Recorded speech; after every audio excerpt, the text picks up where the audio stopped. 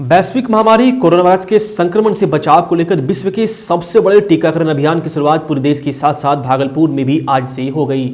प्रधानमंत्री ने एक और जहां टीकाकरण अभियान की शुरुआत रिमोट कंट्रोल से की, वहीं भागलपुर के सदर अस्पताल में प्रभारी चिकित्सा प्रभारी डॉक्टर ए.के. मंडल और स्वास्थ्य विभाग के अधिकारियों ने फीता काटकर सदर अस्पताल में अभियान की शुरुआत की। तस्वीर देख रहे हैं देवाशीष कुमार पांडे, यह पहला व्यक्ति है जिनको यहाँ टीकाकरण दिया जाना है। देवाशीष जी, कैसा अनुभव कर रहे हैं? बहुत अच्छा फील कर रहा हूँ। देश के लिए पहला ट्रायल जो कोरोना वैक्सीन का होने जा रहा है, उसमें मुझे प्रथम टीका लेने का मौका मिला। बहुत अच्छा लग रहा है।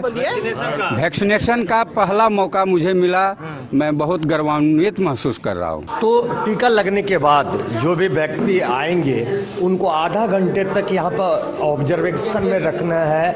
उसके बाद उनके शरीर के टेम्परेचर और शरीर में यदि कोई बदलाव आता है तो उसके बाद स्वास्थ्य विभाग की टीम एक्शन लेगी। यही तो आप देख ही रहे हैं, ये बहुत चिर प्रतीक्षित था। हम लोग बहुत इंतजार कर रहे थे कब वैक्सीनेशन की शुरुआत होगी और इंडियन ओरिजिन और मैंने इंडिजिनस हम लोग के देश में ये वैक्सीन बना और वार फुटेज जो है सप्लाई हुआ।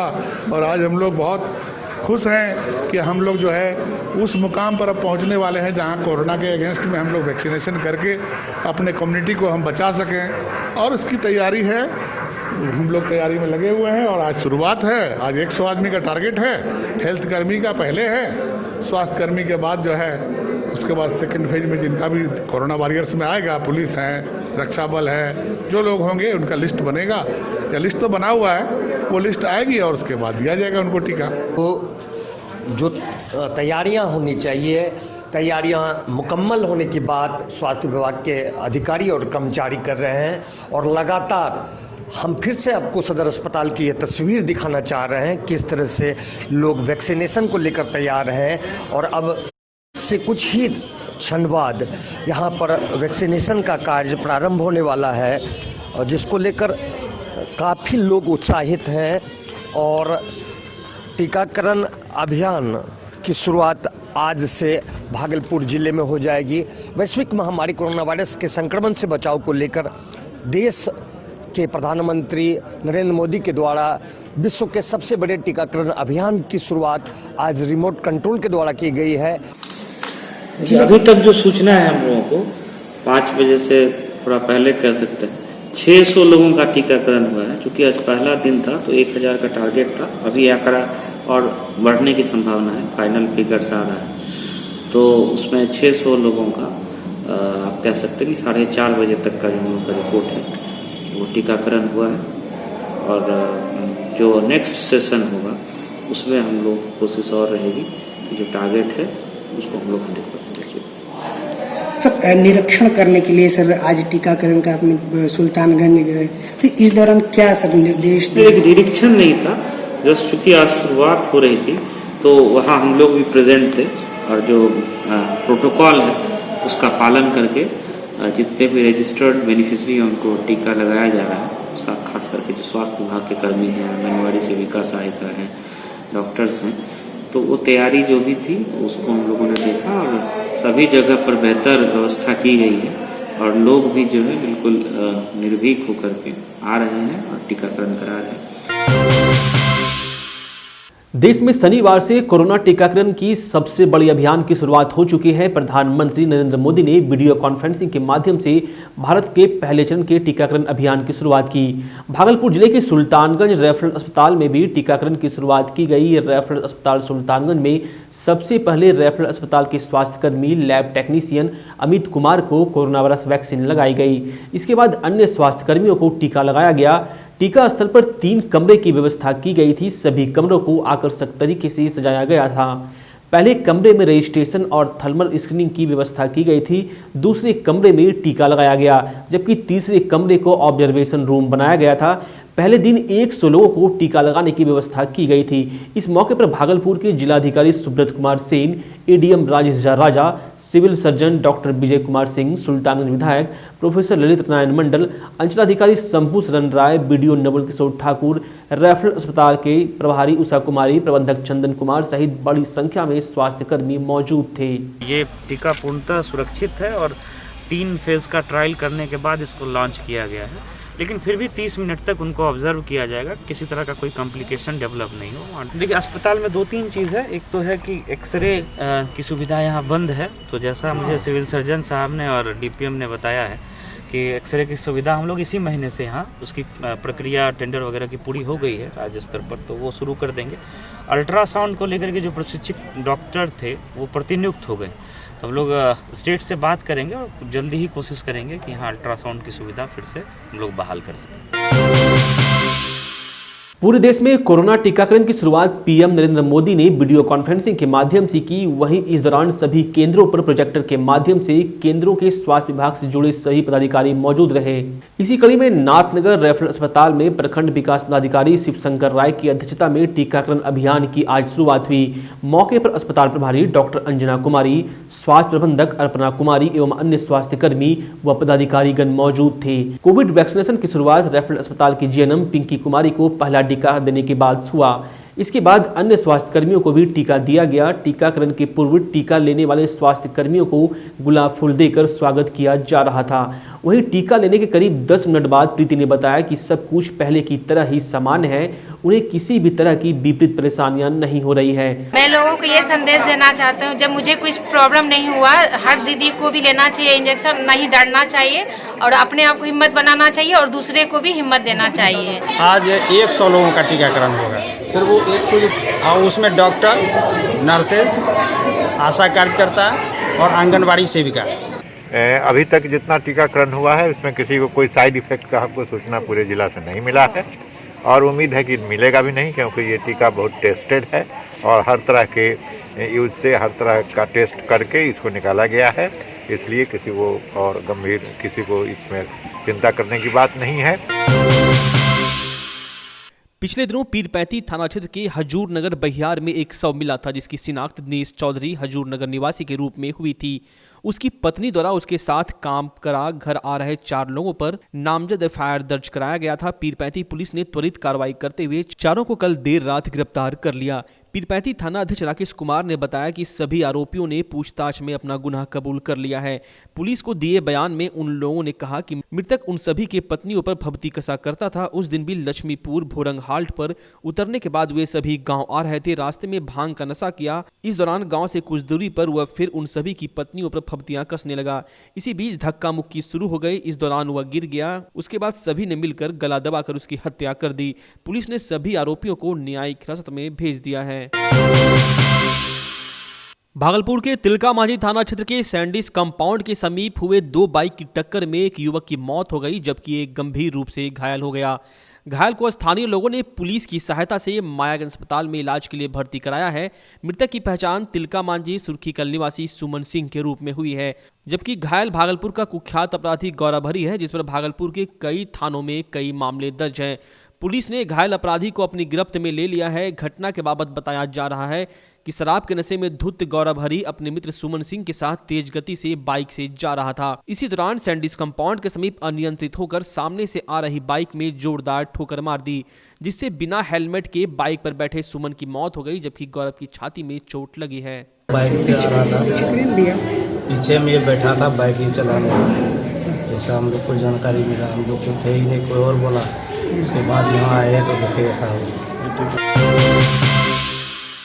आपके शहर भागलपुर में स्पाइकर के एक मात्र एक्सक्लूसिव शोरूम में इस सीजन का सबसे धमाकेदार offer, buy 2 and get 2 absolutely free, buy 1 and get 30% discount, buy 2 and get 40% discount. यहाँ आपको स्पाइकर के शर्ट, जीन्स, टी शर्ट के लेटेस्ट डिजाइन के अलावे बेल्ट, वॉलेट, डिओ और परफ्यूम भी मिलता है। तो चले आइए स्पाइकर के एक मात्र एक्सक्लूसिव शोरूम में और इस शानदार ऑफर का लाभ उठाएं। तो आज ही पधारें स्पाइकर एक्सक्लूसिव शोरूम, पटेल बाबू रोड, रिलायंस ट्रेंड्स के सामने, भागलपुर। आपके भागलपुर में पूरी भव्यता के साथ महिलाओं के लिए पहली बार भव्य रेंज और ब्रांडेड आइटम का संसार भाव्या।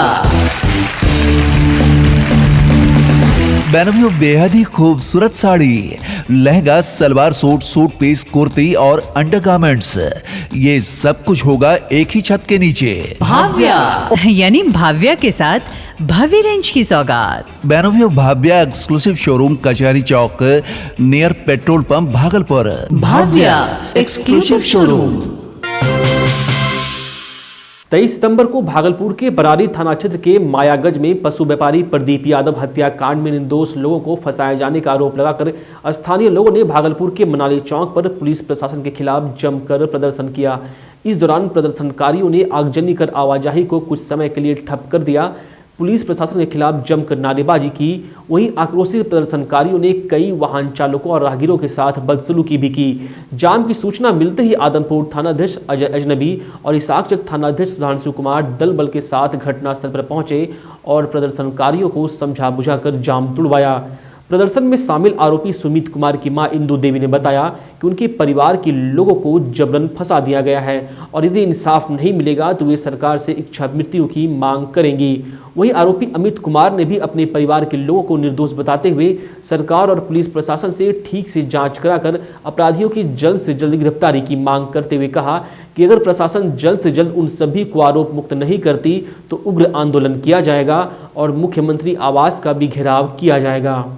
हमरा बेटा सब निर्दोष है, फालतू फंसा गेलो है, मर्डर होलो है, डीबीसी को उ बगल सैले हत्या करी गला पकड़ी के गिरी गेले। सब रूम बुला रहे कहने के लिए अले, बस इधर से सब गेलिए, सब घरे में रहिए।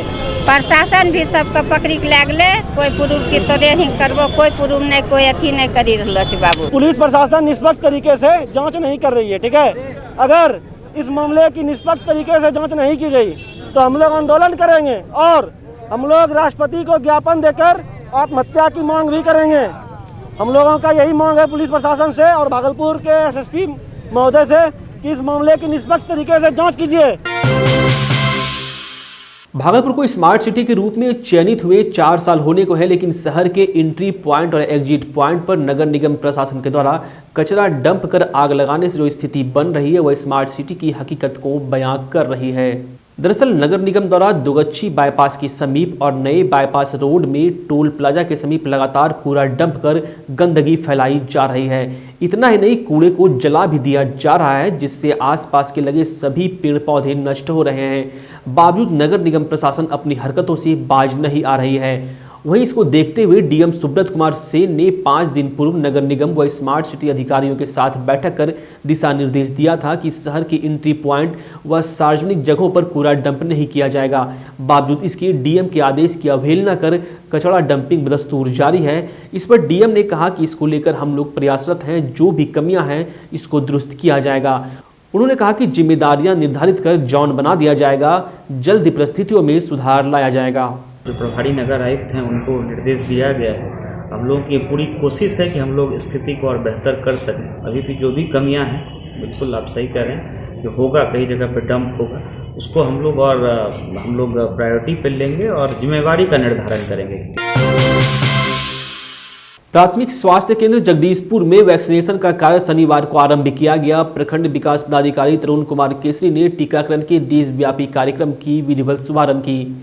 चिकित्सा पदाधिकारी ब्रजभूषण मंडल की मौजूदगी में वैक्सीनेशन का कार्य आरंभ किया गया।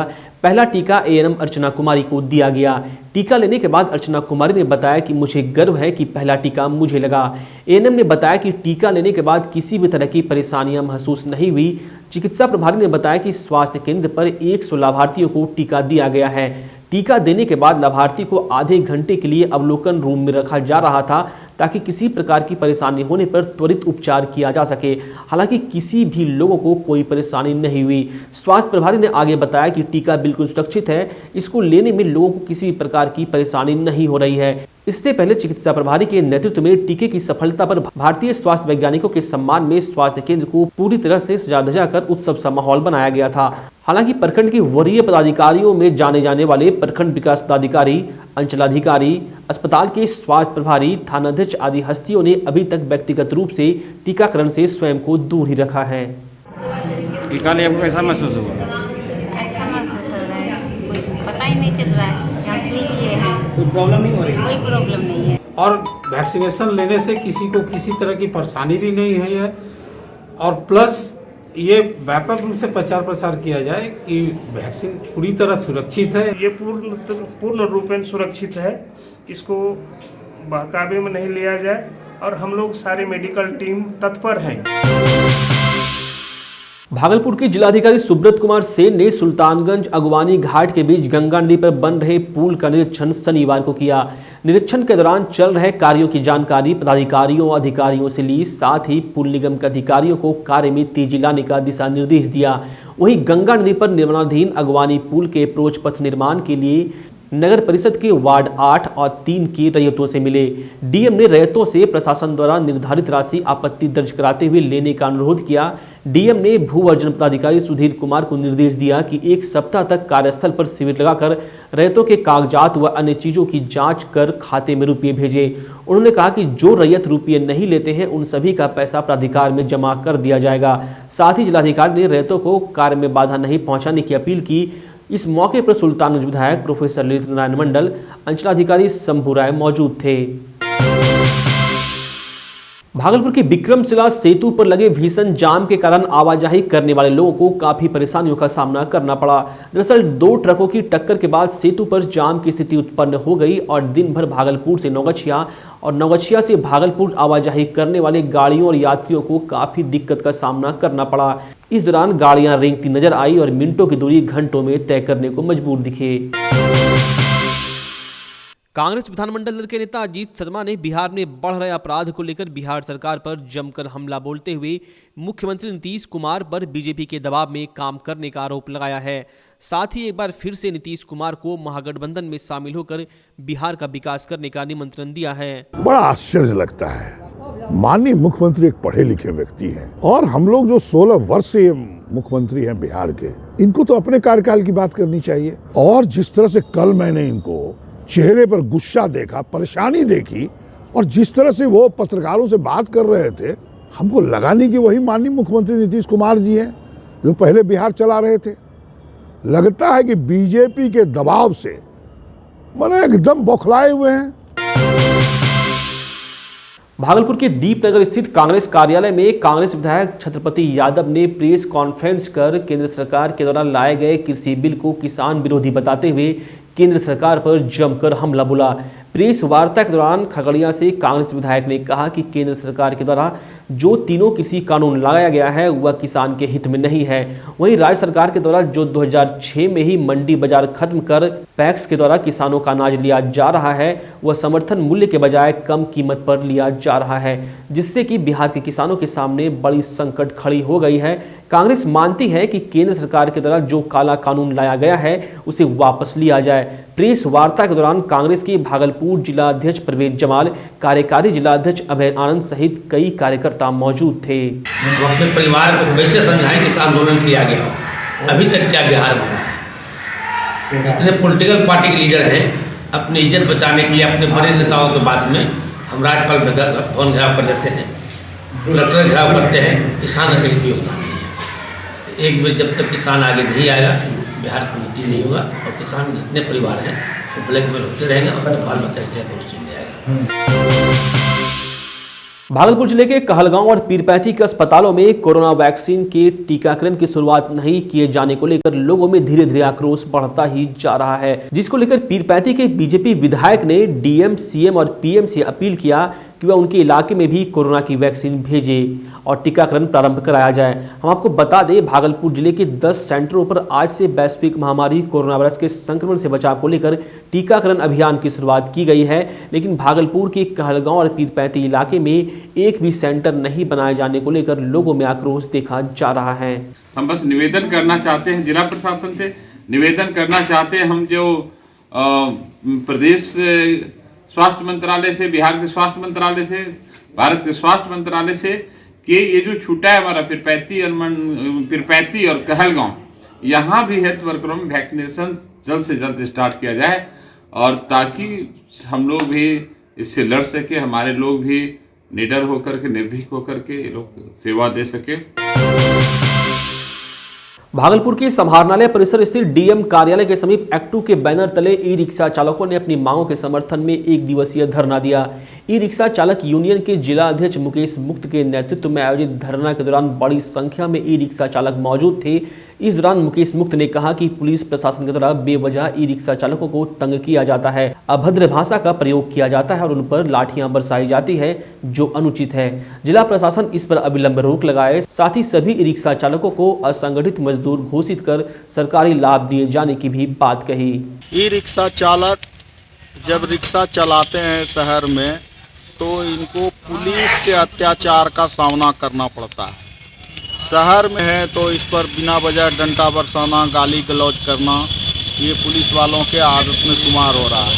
मतलब शहर को ठीक से व्यवस्थित नहीं कर पाने का जो है और गुस्सा ई रिक्शा चालकों पर उतारते हैं वो लोग। तो हम ये मांग करते हैं कि ई रिक्शा चालकों पर जो पुलिस प्रशासन का अत्याचार अन्याय किया जाता है पुलिस प्रशासन द्वारा, उस पर रोक लगाई जाए। बिहार के प्रत्येक जिले में अब 10 किसान चाची बनेगी। सरकार ने पंचायत चुनाव और जीविका के माध्यम से महिला स्वावलंबन की बात तो की है। अब उसी कड़ी में बिहार कृषि विश्वविद्यालय सबौर में नए प्रभारी कुलपति डॉक्टर RK सुहाने ने पदभार ग्रहण करने के बाद अपने तमाम कृषि वैज्ञानिकों के बीच मीडिया के सामने ये बातें कही। जाएंगे महाविद्यालयों में भी स्टूडेंट से भी समीक्षा करेंगे, उनकी पढ़ाई कैसे चल रही है। तो ये एक नया निर्णय लिया है कि हम लोग हर महीने में हमारे सारे डीन डायरेक्टर 2 से 3 दिन अपनी साइंटिस्टों की टीम के साथ जाएंगे। चाची तो हमारी हर जिले में 10 होंगी, जो किसान चाची के रूप में हर जिले में हमारी है। अभी कॉफी टेबल बुक में हम ऐसी कई चाचियों को ला रहे हैं जो एक मॉडल बनी है बिहार के लिए। अभी गोड्डा सांसद निशिकांत दुबे के छोटे भाई संतोष दुबे की शादी की 15वीं सालगिरह पर गौशाला बचाव संघर्ष समिति के अध्यक्ष अभिजीत गुप्ता उर्फ बिक्कू के घर पर केक काटकर उनकी स्वागत की लंबी कामना की गई। कार्यक्रम में मुख्य रूप से अभिजीत कुमार उर्फ बिक्कू, पार्षद संजय सिन्हा, अजय कनौडिया, मनीष मिश्रा, राजू राय, मनोज गुप्ता, पप्पू पांडे, मनीष एवं सैकड़ों कार्यकर्ता उपस्थित थे।